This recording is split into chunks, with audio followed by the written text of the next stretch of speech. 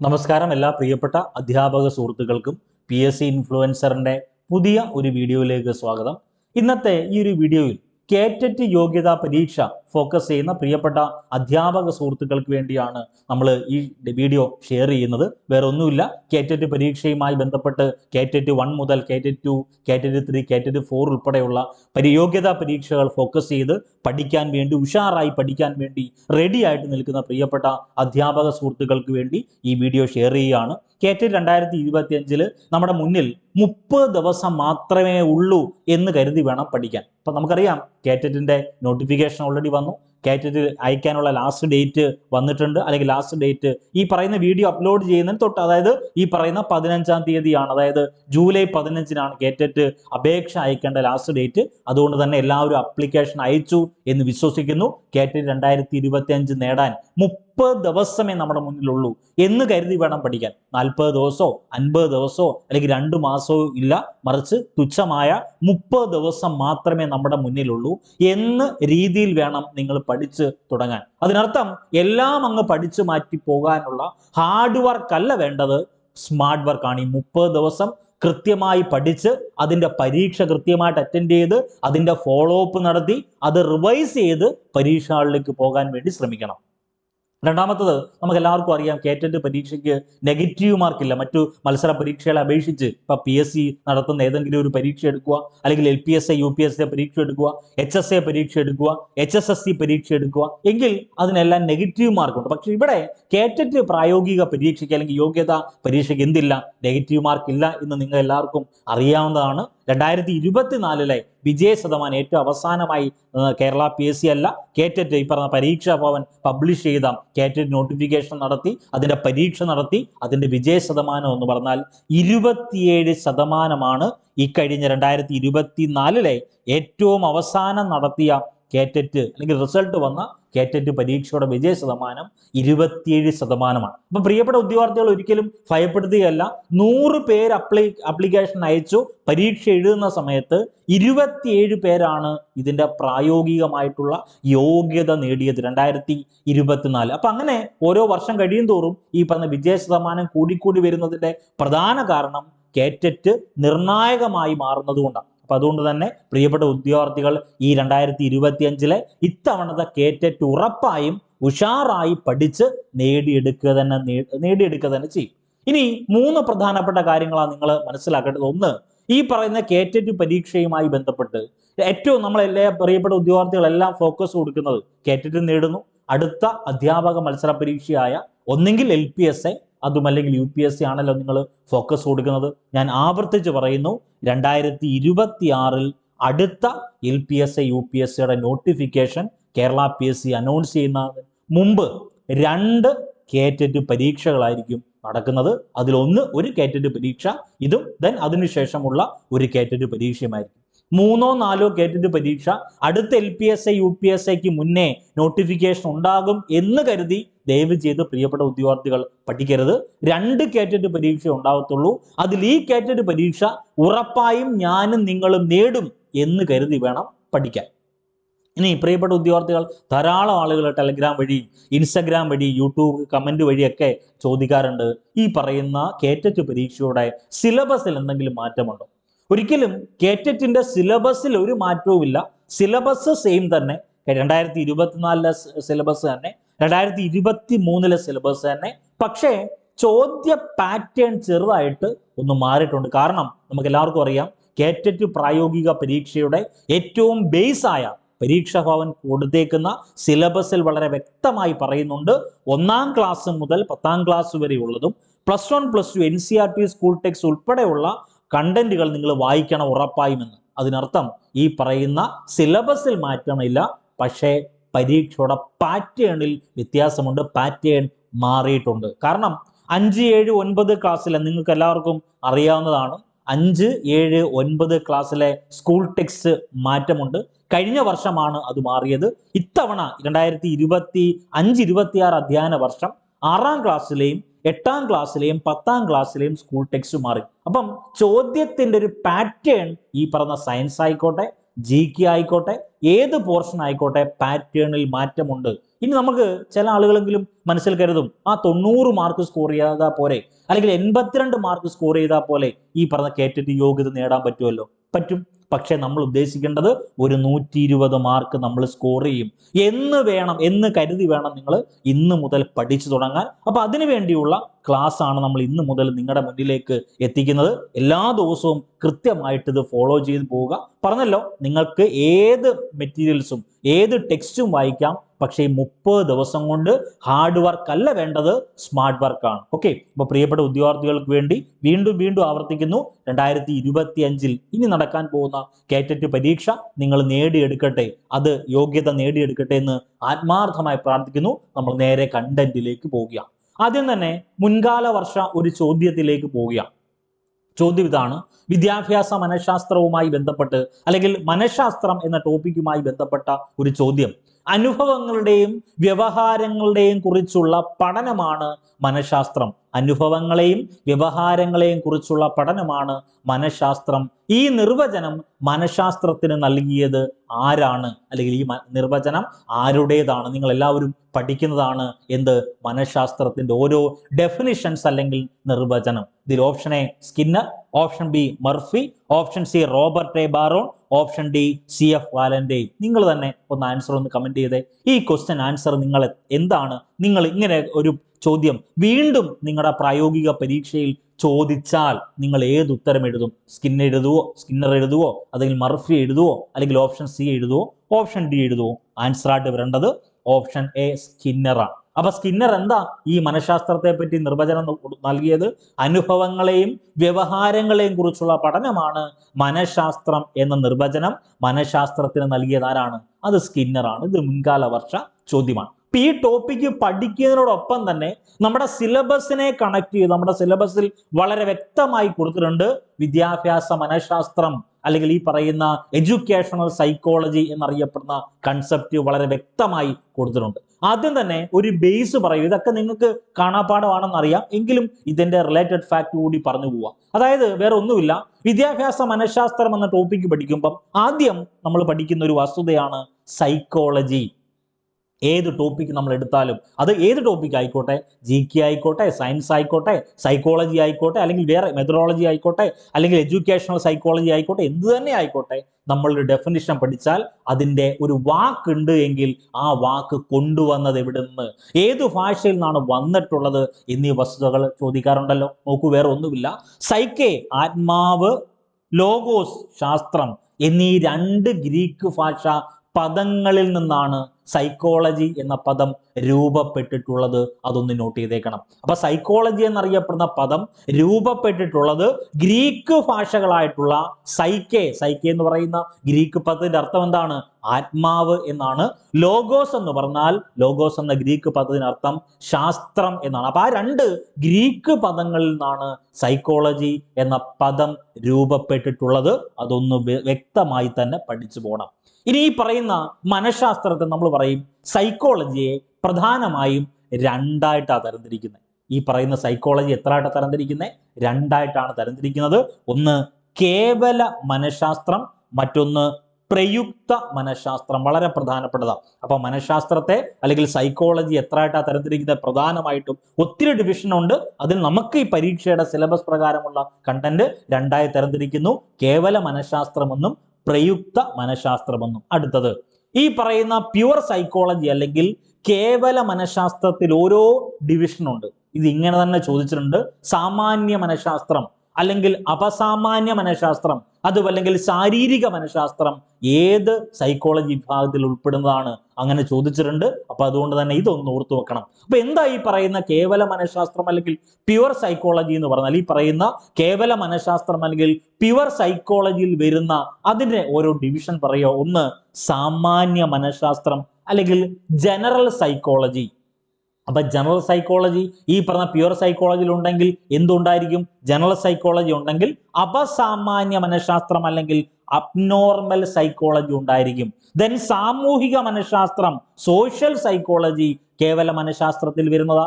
Then പാരമ്പര്യ മനഃശാസ്ത്രം അല്ലെങ്കിൽ ജനറ്റിക് സൈക്കോളജി, ദെൻ ശിശു മനഃശാസ്ത്രം അല്ലെങ്കിൽ ചൈൽഡ് സൈക്കോളജി, ശാരീരിക മനഃശാസ്ത്രം അല്ലെങ്കിൽ ഫിസിയോളജിക്കൽ സൈക്കോളജി എന്നിവയൊക്കെ ഈ പറയുന്ന കേവല മനഃശാസ്ത്രത്തിൽ വരുന്നതാണ്. അപ്പൊ നമുക്ക് വേണ്ട ചോദ്യം, വിദ്യാഭ്യാസ മനഃശാസ്ത്രം എന്ന ടോപ്പിക് ഡിസ്കസ് ചെയ്യുമ്പം ആദ്യം സൈക്കോളജി എന്താണ്, സൈക്കോളജി എന്ന പദം ഏത് ഭാഷയിൽ നിന്നാണ് ഉണ്ടായിട്ടുള്ളത്, ഗ്രീക്ക് പദങ്ങളിൽ നിന്നാണ്. അത് വളരെ പ്രധാനപ്പെട്ടതാണ്. ഈ പറയുന്ന സൈക്കോളജിയെ രണ്ടായിട്ട് തരംതിരിക്കുന്നു, കേവല മനഃശാസ്ത്രവും പ്രയുക്ത മനഃശാസ്ത്രവും. കേവല മനഃശാസ്ത്രത്തിന്റെ ഘടകങ്ങളിൽ അല്ലെങ്കിൽ ആ ഒരു കാറ്റഗറിയിൽ വരുന്നതാണ് സാമാന്യ മനഃശാസ്ത്രം, അപസാമാന്യ മനഃശാസ്ത്രം, സാമൂഹിക മനഃശാസ്ത്രം, പാരമ്പര്യ മനഃശാസ്ത്രം, ശിശു മനഃശാസ്ത്രം, ശാരീരിക മനഃശാസ്ത്രം. ക്ലിയർ ആണെന്ന് വിശ്വസിക്കുന്നു. അടുത്തത് പ്രയുക്ത മനഃശാസ്ത്രം അല്ലെങ്കിൽ അപ്ലൈഡ് സൈക്കോളജി എന്ന് പറഞ്ഞാൽ ഈ അപ്ലൈഡ് സൈക്കോളജിയിൽ വരുന്ന പ്രധാനപ്പെട്ട ഘടകങ്ങൾ അല്ലെങ്കിൽ പ്രധാനപ്പെട്ട സൈക്കോളജിയാണ്. ഒന്ന് വിദ്യാഭ്യാസ മനഃശാസ്ത്രം അല്ലെങ്കിൽ എഡ്യൂക്കേഷണൽ സൈക്കോളജി. രണ്ടാമതാണ് ചികിത്സാ മനഃശാസ്ത്രം അല്ലെങ്കിൽ ക്ലിനിക്കൽ സൈക്കോളജി. മൂന്നാമത്തത് ഇൻഡസ്ട്രിയൽ സൈക്കോളജി അല്ലെങ്കിൽ വ്യാവസായിക മനഃശാസ്ത്രം. മറ്റൊന്നാണ് മിലിറ്ററി സൈക്കോളജി അല്ലെങ്കിൽ സൈനിക മനഃശാസ്ത്രം. കഴിഞ്ഞ പരീക്ഷയ്ക്ക് ചോദിച്ച ചോദ്യമാണ് മിലിറ്ററി സൈക്കോളജി ഏത് സൈക്കോളജി ഘടകത്തിൽ ഉൾപ്പെടുന്നതാണ്? പ്രയുക്ത മനഃശാസ്ത്രം അല്ലെങ്കിൽ അപ്ലൈഡ് സൈക്കോളജിയിൽ ഉൾപ്പെടുന്നതാണ്. ഇതിങ്ങനെ തന്നെ പഠിച്ചു പോകണം. അപ്പൊ സൈക്കോളജിയുമായി ബന്ധപ്പെട്ട രണ്ട് ഡിവിഷൻ നമ്മൾ പറഞ്ഞു. ഇനി നമുക്ക് വേണ്ടത് നമ്മൾ നേരത്തെ പറഞ്ഞ കാര്യം തന്നെ, ഈ പറയുന്ന സ്കിന്നർ ഒരു ഡെഫിനിഷൻ ഈ പറയുന്ന സൈക്കോളജിയെ പറ്റി, മനഃശാസ്ത്രത്തെ പറ്റി പറഞ്ഞിട്ടുണ്ട്.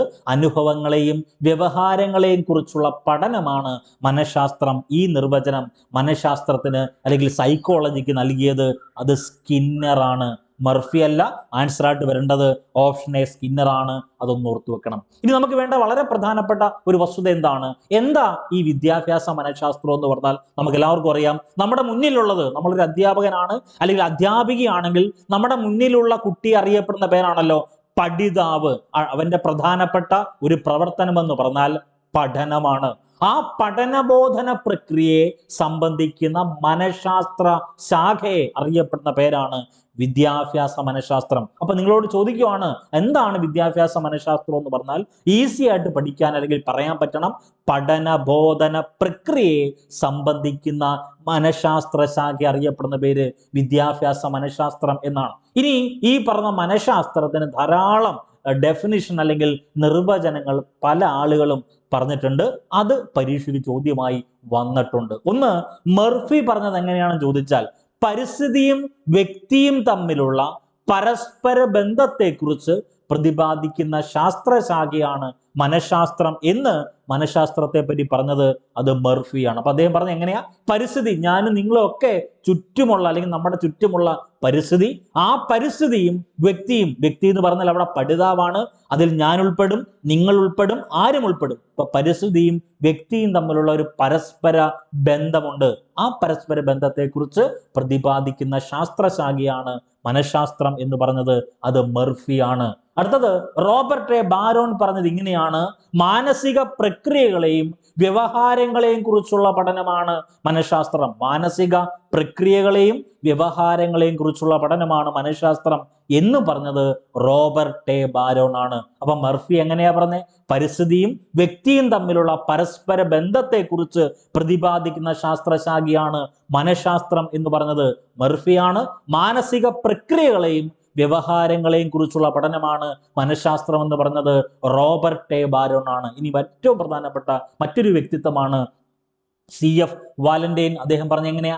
മനസ്സിനെ കുറിച്ചുള്ള ഒരു ശാസ്ത്രീയ പഠനമാണ് മനഃശാസ്ത്രം. മനസ്സിനെ കുറിച്ച് ഇപ്പൊ ഞാനും നിങ്ങളുമൊക്കെ, നമുക്കൊക്കെ ഒരു മനസ്സുണ്ടെന്നാ പറയുന്നത്. ആ മനസ്സിനെ കുറിച്ചുള്ള ശാസ്ത്രീയ പഠനമാണ് മനഃശാസ്ത്രമെന്ന് CF വാലന്റൈൻ പറയുന്നു. അപ്പൊ പഠനബോധന പ്രക്രിയയെ സംബന്ധിക്കുന്ന മനഃശാസ്ത്ര ശാഖയാണ് വിദ്യാഭ്യാസ മനഃശാസ്ത്രം എന്നറിയപ്പെടുന്നത്.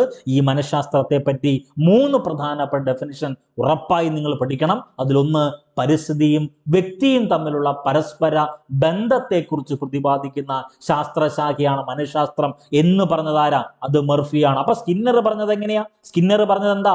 അനുഭവങ്ങളെയും വ്യവഹാരങ്ങളെയും കുറിച്ചുള്ള പഠനമാണ് മനഃശാസ്ത്രം എന്ന് നിർവചനം കൊടുത്തത് അത് സ്കിന്നറാണ്. അതൊന്ന് നോട്ട് ചെയ്തേക്കണം, വളരെ വളരെ പ്രധാനപ്പെട്ടതാ. പിന്നെ റോബർട്ട് എ ബാരോൺ പറഞ്ഞ വാക്യം മാനസിക പ്രക്രിയകളെയും വ്യവഹാരങ്ങളെയും കുറിച്ചുള്ള പഠനമാണ് മനഃശാസ്ത്രമെന്ന് റോബർട്ട് എ ബാരോൺ പറഞ്ഞു. മനസ്സിനെ കുറിച്ചുള്ള ശാസ്ത്രീയ പഠനമാണ് മനഃശാസ്ത്രമെന്ന് ആര് പറഞ്ഞു? CF വാലന്റൈൻ പറഞ്ഞു. ഇനി EA പീല് പറഞ്ഞത് എങ്ങനെയാണെന്ന് അറിയാവോ?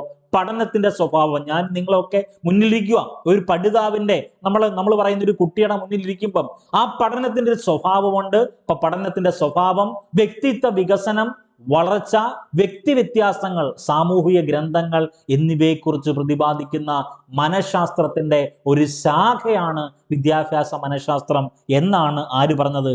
EA പീല് പറഞ്ഞത് അങ്ങനെയാണ്. ഒന്നുമില്ല, പഠനത്തിന്റെ സ്വഭാവം, വ്യക്തിത്വ വികസനം, വളർച്ച, വ്യക്തി വ്യത്യാസങ്ങൾ, സാമൂഹിക ഗ്രന്ഥങ്ങൾ എന്നിവയെക്കുറിച്ച് പ്രതിപാദിക്കുന്ന മനഃശാസ്ത്രത്തിന്റെ ഒരു ശാഖയാണ്, ഒരു ബ്രാഞ്ചാണ് വിദ്യാഭ്യാസ മനഃശാസ്ത്രം എന്ന് വിദ്യാഭ്യാസ മനഃശാസ്ത്രത്തെ പറ്റി പറഞ്ഞത് അത് EA പീലാണ്. ഇനി വിദ്യാഭ്യാസ മനഃശാസ്ത്രത്തെ പറ്റി ബോധന പഠനങ്ങളെ കൈകാര്യം ചെയ്യുന്ന മനഃശാസ്ത്ര ശാഖ എന്ന് വിശേഷിപ്പിച്ചത് അത് സ്കിന്നറാണ്. അപ്പൊ വിദ്യാഭ്യാസ മനഃശാസ്ത്രത്തെ ബോധന പഠനങ്ങളെ കൈകാര്യം ചെയ്യുന്ന മനഃശാസ്ത്ര ശാഖ എന്ന് വിശേഷിപ്പിച്ചത് സ്കിന്നറാണ്. ഇനി ഏറ്റവും പ്രധാനപ്പെട്ട വ്യക്തിമാണ് ഔസോബൽ പറഞ്ഞത് എങ്ങനെയാ? വിദ്യാഭ്യാസ മനഃശാസ്ത്രം എന്ന് പറഞ്ഞാൽ വ്യത്യസ്ത മനഃശാസ്ത്ര ശാഖകളുടെ സങ്കലനമാണെന്നാണ് ആര് പറഞ്ഞത്? ഒസുബൽ പറഞ്ഞത്. അപ്പൊ EA പീല് പറഞ്ഞത് ഓർത്തു വെക്കണം, സ്കിന്നർ പറഞ്ഞത് ഓർത്തു വെക്കണം, ഒസുബൽ പറഞ്ഞത് ഓർത്തു വെക്കണം. വളരെ വളരെ പ്രധാനപ്പെട്ടതാണ്. ഇത് മൂന്നും വിദ്യാഭ്യാസ മനഃശാസ്ത്രത്തെ പറ്റി ഈ മൂന്ന് പ്രധാനപ്പെട്ട വ്യക്തികൾ പറഞ്ഞതാണ്.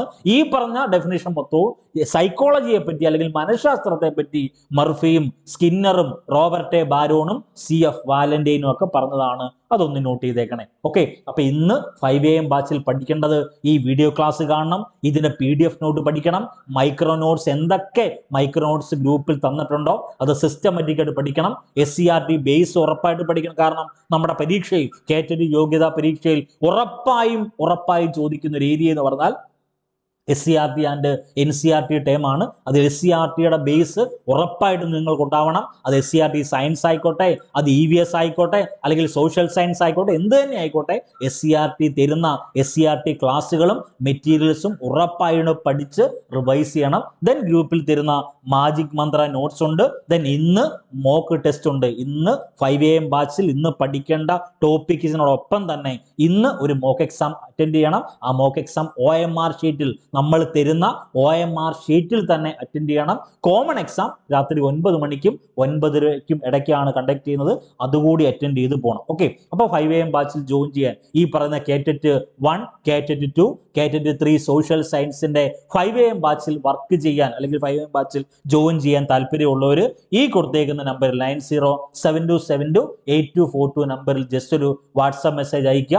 അയക്കുന്ന സമയത്ത് നിങ്ങൾ ഏത് കേറ്ററ്റ് യോഗ്യതയാണോ, കേറ്ററ്റ് 1 ആണെങ്കിൽ കേറ്ററ്റ് 1 5 AM ബാച്ച് നിങ്ങളുടെ പേര്, കേറ്ററ്റ് 2 ആണെങ്കിൽ കേറ്ററ്റ് 2 നിങ്ങളുടെ പേര്, ദെൻ 5 AM ബാച്ച്, കേറ്ററ്റ് 3 സോഷ്യൽ സയൻസ് ആണെങ്കിൽ കേറ്ററ്റ് 3 5 AM ബാച്ച് എന്ന് വാട്സപ്പിൽ മെസ്സേജ് അയക്കുക. താല്പര്യമുള്ളവർ, ആരെ നിർബന്ധിക്കുന്നില്ല, താല്പര്യമുള്ളവർക്ക് ജോയിൻ ചെയ്യാം. ഓക്കെ, ഇത് നമ്മൾ പറയാൻ പോകുന്നത് ഈ പറയുന്ന മനഃശാസ്ത്രത്തിലെ അല്ലെങ്കിൽ ഈ പറയുന്ന സൈക്കോളജിയുമായി ബന്ധപ്പെട്ട് പഠിക്കുമ്പം സൈക്കോളജിയിൽ ധാരാളം ചിന്താധാരകളുണ്ട്. അത് പരീക്ഷയ്ക്ക് ഉറപ്പായും 1 മാർക്ക് അല്ലെങ്കിൽ 1-ൽ കൂടുതൽ മാർക്ക് സ്കോർ ചെയ്യാൻ പറ്റിയ ഒരു ഏരിയയാണ് ഈ പറഞ്ഞ ചിന്താധാരകൾ. അതിലൊന്നാണ് സ്ട്രക്ചറലിസം അല്ലെങ്കിൽ ഘടനാവാദം. രണ്ടാമത്തേതാണ് ഫങ്ഷണലിസം അല്ലെങ്കിൽ ധർമ്മവാദം. ദെൻ മൂന്നാമത്തേതാണ് ഏറ്റവും പ്രധാനപ്പെട്ടതാണ് സമഗ്രതാവാദം. നാലാമത്തത് വ്യവഹാരവാദം. അടുത്തത് മാനസിക അപഗ്രഥനം. ദെൻ മാനവികതാവാദം. ദെൻ ജ്ഞാനനിർമ്മിതിവാദം. ഇത്രയും പ്രധാനപ്പെട്ട ഏരിയ നമ്മൾ കവർ ചെയ്യുവാണെങ്കിൽ ഏറെക്കുറെ ഒരു മിനിമം ഒരു 3 മാർക്ക് ഈ ഒരു മേഖലയിൽ നമുക്ക് കവർ ചെയ്ത് മാറ്റാം. അപ്പോൾ അതിൽ ഒന്നാമത്തേലേക്ക് പോവുകയാണ്. എന്താണ് സ്ട്രക്ചറലിസം അല്ലെങ്കിൽ ഘടനാവാദം എന്ന് പറയുന്നത്? വേറെ ഒന്നും നിങ്ങൾ ചിന്തിക്കേണ്ട. ഇപ്പൊ ഞാനും നിങ്ങളും നമ്മുടെ മുന്നിലിരിക്കുന്ന ഒരു പഠിതാവ് അല്ലെങ്കിൽ ഒരു കുട്ടി, ആ ഒരു വസ്തുവിന്റെ ഘടനയാണ് അതിന്റെ ധർമ്മത്തെ നിർണയിക്കുന്നത് എന്ന് വിശ്വസിക്കുന്ന മനഃശാസ്ത്ര ചിന്താധാരയെ അറിയപ്പെടുന്ന പേരാണ് ഘടനാവാദം എന്ന് പറയുന്നത്. വളരെ പ്രധാനപ്പെട്ടതാണ്. ഒരു വസ്തുവിന്റെ ഘടന നമുക്കറിയാം. ഒരു പഠിതാവ് അവൻ പഠിച്ചുകൊണ്ടിരിക്കുക, അവന്റെ മുന്നിലുള്ള വസ്തുവിനൊരു ഘടനയുണ്ട്. നമ്മൾ പറയും ഓരോ ആകൃതികളുണ്ടെന്ന് പറയും. ആ വസ്തുവിന്റെ ഘടനയാണ് അതിന്റെ ധർമ്മത്തെ നിർണയിക്കുന്നത് എന്ന് വിശ്വസിക്കുന്ന മനഃശാസ്ത്ര ചിന്താധാരയെ അറിയപ്പെടുന്ന പേരാണ് ഘടനാവാദം, അല്ലെങ്കിൽ സ്ട്രക്ചറലിസം എന്ന പേരിൽ അറിയപ്പെടുന്ന ഘടനാവാദം. ഇനി ഈ പറയുന്ന സ്ട്രക്ചറലിസം അല്ലെങ്കിൽ ഘടനാവാദത്തിന് തുടക്കം കുറിച്ച വ്യക്തിത്വം അത് വില്യം വൂണ്ടാണ്. ഘടനാവാദത്തിന് തുടക്കം കുറിച്ച വ്യക്തിത്വം ആരാണ്? വില്യം വൂണ്ടാണ്. അദ്ദേഹം, ഈ വില്യം വൂണ്ട്, ഈ പറഞ്ഞ സ്ട്രക്ചറലിസം അല്ലെങ്കിൽ ഘടനാവാദം എന്നറിയപ്പെടുന്ന സിദ്ധാന്തം അല്ലെങ്കിൽ ചിന്താധാര രൂപപ്പെടുത്തുന്നതിന് വിധേയമാക്കിയ 3 പ്രധാനപ്പെട്ട ഘടകങ്ങളുണ്ട്.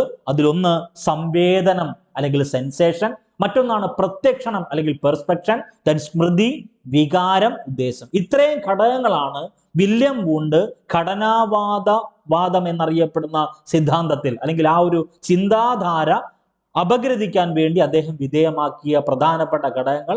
ഒന്ന് സംവേദനം, മറ്റൊന്ന് പ്രത്യക്ഷണം, മറ്റൊന്ന് സ്മൃതി, വികാരം, ഉദ്ദേശ്യം. ഇത്രയും കാര്യങ്ങളാണ് വില്യം വൂണ്ട് ഘടനാവാദത്തിൽ, ഈ ഘടനാവാദത്തിന്റെ പ്രധാനപ്പെട്ട അപഗ്രഥനങ്ങൾക്ക് വിധേയമാക്കിയ ഘടകങ്ങൾ. അതൊന്ന് നോട്ട് ചെയ്തേക്കണേ. അടുത്തത്, വില്യം വൂണ്ടിനെ പറ്റി പറയുമ്പം മുൻകാല വർഷങ്ങളിൽ ചോദിച്ച പ്രധാനപ്പെട്ട ചോദ്യങ്ങൾ ആദ്യം നിങ്ങളുമായി ഷെയർ ചെയ്യുവാണ്. ലോകത്തെ ആദ്യത്തെ മനഃശാസ്ത്ര പരീക്ഷണശാല, ലോകത്തിൽ ആദ്യത്തെ മനഃശാസ്ത്ര പരീക്ഷണശാല അല്ലെങ്കിൽ സൈക്കോളജിക്കൽ ലബോറട്ടറി സ്ഥാപിച്ചത് വില്യം വൂണ്ട. വില്യം വൂണ്ട് 1879 ലിപ്സീഗ് സർവകലാശാലയിലാണ് ലോകത്തിൽ ആദ്യത്തെ സൈക്കോളജിക്കൽ ലബോറട്ടറി അല്ലെങ്കിൽ മനഃശാസ്ത്ര പരീക്ഷണശാല സ്ഥാപിക്കുന്നത്. അപ്പൊ പരീക്ഷണ മനഃശാസ്ത്രത്തിന്റെ പിതാവ് എന്നറിയപ്പെടുന്നത് വില്യം വൂണ്ട. നമ്മളെ കുഴപ്പിക്കുന്ന ചോദ്യമായി പറയുന്നേ പരീക്ഷണ മനഃശാസ്ത്രത്തിന്റെ പിതാവ് എന്നറിയപ്പെടുന്നത് വില്യം വൂണ്ട. ഇനി നമ്മൾ പരീക്ഷയിൽ കയറുന്ന സമയത്ത് നമ്മളെ കുഴപ്പിക്കുന്ന 2 പ്രധാനപ്പെട്ട ചോദ്യമുണ്ട്. ഒന്ന്, സമഗ്രതാവാദത്തിന്റെ ഉപജ്ഞാതാവ് ആരാണ്? അത് മാക്സ് വെർത്തീമർ ആണ്. ജർമ്മൻ മനഃശാസ്ത്രജ്ഞനായ മാക്സ് വെർത്തീമർ ആണ് സമഗ്രതാവാദത്തിന്റെ ഉപജ്ഞാതാവ്. മറ്റൊരു പ്രധാനപ്പെട്ട ആശയമുണ്ട്, വ്യവഹാരവാദത്തിന്റെ ഉപജ്ഞാതാവ് JB വാട്സൺ. അവ സമഗ്രതാവാദത്തിന്റെ ഉപജ്ഞാതാവ് മാക്സ് വെർത്തീമറും വ്യവഹാരവാദത്തിന്റെ ഉപജ്ഞാതാവ് ആരും ചോദിച്ചാൽ അത് JB വാട്സണുമാണ്. അതൊന്ന് നോട്ട് ചെയ്തേക്കണേ. അപ്പൊ ലോകത്തിൽ ആദ്യത്തെ മനഃശാസ്ത്ര പരീക്ഷണശാല അല്ലെങ്കിൽ സൈക്കോളജിക്കൽ ലബോറട്ടറി സ്ഥാപിച്ചത് വില്യം വൂണ്ടാണ്. 1879 ലിപ്സീഗ് സർവകലാശാലയിലാണ് വില്യം വൂണ്ട് ലോകത്തിൽ ആദ്യത്തെ സൈക്കോളജിക്കൽ ലബോറട്ടറി സ്ഥാപിച്ചത്. പരീക്ഷണ മനഃശാസ്ത്രത്തിന്റെ പിതാവ് എന്നറിയപ്പെടുന്നത് വില്യം വൂണ്ടാണ്. ഉറപ്പായും പഠിക്കണം. നമ്മളെ കുഴപ്പിക്കുന്ന 2 പ്രധാനപ്പെട്ട ചോദ്യങ്ങൾ, ഒന്ന് സമഗ്രതാവാദം, മറ്റൊന്ന് വ്യവഹാരവാദം. സമഗ്രതാവാദത്തിന്റെ ഉപജ്ഞാതാവ് മാക്സ് വെർത്തീമർ, ജർമ്മൻ മനഃശാസ്ത്രജ്ഞനാണ് അദ്ദേഹം. വ്യവഹാരവാദത്തിന്റെ ഉപജ്ഞാതാവ് ആരും ചോദിച്ചാൽ അത് JB വാട്സൺ ആണ്. അതൊന്ന് നോട്ട് ചെയ്തേക്കണേ. ഇനി നമ്മൾ പറയാൻ പോകുന്നത് ധർമ്മവാദം അല്ലെങ്കിൽ ഫങ്ഷണലിസമാണ്. എന്താ ഈ ധർമ്മവാദം എന്ന് പറഞ്ഞാൽ? വേറെ ഒന്നുമില്ല, ഈ പറയുന്ന പഠിതാവ് അല്ലെങ്കിൽ ഞാനോ നിങ്ങളോ ഒരു പഠിതാവാണെങ്കിൽ നമ്മുടെ പരിസരവുമായിട്ട് ഇണങ്ങിപ്പോകാൻ ഒരു ജീവിയെ സഹായിക്കുന്നത് മനസ്സിന്റെ ധർമ്മമാണ് എന്ന് വിശ്വസിക്കുന്ന ഒരു മനഃശാസ്ത്ര ചിന്താധാരയെ അറിയപ്പെടുന്ന പേരാണ് ധർമ്മവാദം എന്നറിയപ്പെടുന്നത് അല്ലെങ്കിൽ ഫങ്ഷണലിസം. ഈ ധർമ്മവാദത്തിന്റെ പ്രധാനപ്പെട്ട പ്രയോക്താവ് എന്നറിയപ്പെടുന്നത് വില്യം ജെയിംസ് ആണ്. ധർമ്മവാദത്തിന്റെ പ്രധാനപ്പെട്ട മുഖ്യ പ്രയോക്താവ് എന്നറിയപ്പെടുന്നത് വില്യം ജെയിംസ് ആണ്. അതൊന്ന് നോട്ട് ചെയ്തേക്കാം. ഇനി എന്താ ഈ നമ്മൾ തുടക്കത്തിലേ പറഞ്ഞു എന്താണ് ധർമ്മവാദം എന്ന് പറഞ്ഞാൽ? ഞാനും നിങ്ങളും ഒക്കെയുള്ള പരിസരം, ആ പരിസരവുമായിട്ട് ഇണങ്ങിപ്പോകാൻ ജീവിയെ സഹായിക്കുന്നത് മനസ്സിന്റെ ധർമ്മമാണ് എന്ന് വിശ്വസിക്കുന്ന മനഃശാസ്ത്ര ചിന്താധാരയെ അറിയപ്പെടുന്ന പേര് ധർമ്മവാദം എന്നാണ്. ഇങ്ങനെ ഈ വില്യം ജെയിംസ് ധർമ്മവാദത്തിന്റെ അപഗ്രഥനത്തിന് വിധേയമാക്കിയ പ്രധാനപ്പെട്ട ഘടകങ്ങൾ, ഒന്ന് പഠനമുണ്ട്, മറ്റൊന്ന് ഓർമ്മ, പ്രചോദനം, പ്രശ്നാപഗ്രഥനം. ഇത്രയും വസ്തുതകളാണ് ധർമ്മവാദത്തിൽ അല്ലെങ്കിൽ ഫങ്ഷണലിസത്തിൽ അപഗ്രഥനത്തിന് വേണ്ടി പറയുന്ന ധർമ്മവാദത്തിന്റെ അപഗ്രഥനത്തിന് വിധേയമാക്കിയ പ്രധാനപ്പെട്ട ഘടകങ്ങൾ പഠനം, ഓർമ്മ, പ്രചോദനം, പ്രശ്നാപഗ്രഥനം. അതൊന്ന് നോട്ട് ചെയ്തേക്കണം. ഇനി ഏറ്റവും പ്രധാനപ്പെട്ട ചോദ്യമാണ്, ഈ പറഞ്ഞ ധർമ്മവാദത്തിന്റെ മുഖ്യ പ്രയോക്താവ് എന്നറിയപ്പെടുന്ന ആരാണ്? അത് വില്യം ജെയിംസ് ആണല്ലോ. അതൊന്ന് നോട്ട് ചെയ്തേക്കണേ. അപ്പൊ ഇന്നത്തെ ഈ ഒരു ക്ലാസ്സിൽ ഇത്രയും കണ്ടന്റ് ആണ് നമ്മൾ പഠിച്ചത്. ആവർത്തിച്ച് പഠിക്കുക.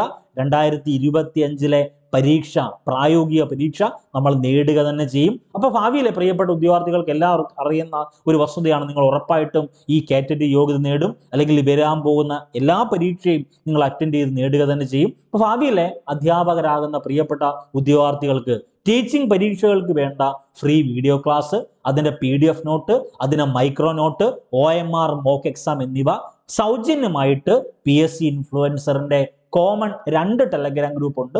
ഒന്ന് PSC ഇൻഫ്ലുവൻസറിൻ്റെ ടീച്ചിങ് എക്സാമിന് വേണ്ടിയുള്ള ടെലഗ്രാം ഗ്രൂപ്പിലും PSC ഇൻഫ്ലുവൻസറിൻ്റെ കോമൺ ടെലഗ്രാം ഗ്രൂപ്പിലും പബ്ലിഷ് ചെയ്യുന്നുണ്ട് free video class, PDF note, OMR mock test സഹിതം സൗജന്യമായിട്ടാണ് പബ്ലിഷ് ചെയ്യുന്നത്. ജോയിൻ ചെയ്യാൻ താല്പര്യമുള്ളവർക്ക് ഞാൻ ലിങ്ക് പിൻ ചെയ്ത് വെച്ചേക്കാം, ആ ലിങ്കിൽ ജോയിൻ ചെയ്യുക. വീണ്ടും ആവർത്തിക്കുന്നു, 2 ടെലഗ്രാം കൂട്ടായ്മയുണ്ട്. അതിലൊന്ന് PSC ഇൻഫ്ലുവൻസറിൻ്റെ കോമൺ ടെലഗ്രാം ഗ്രൂപ്പാണ്. അതിൽ ഏകദേശം 26,000 ഉദ്യോഗാർത്ഥികളുണ്ട്. അതിൽ നമ്മൾ എല്ലാ ദിവസവും എല്ലാ മത്സര പരീക്ഷയ്ക്ക് ആവശ്യമായിട്ടുള്ള പത്രവാർത്തകൾ, ഡെയിലി കറണ്ട് അഫയേഴ്സ് ഒക്കെ അപ്ഡേറ്റ് ചെയ്യുന്നതാണ്.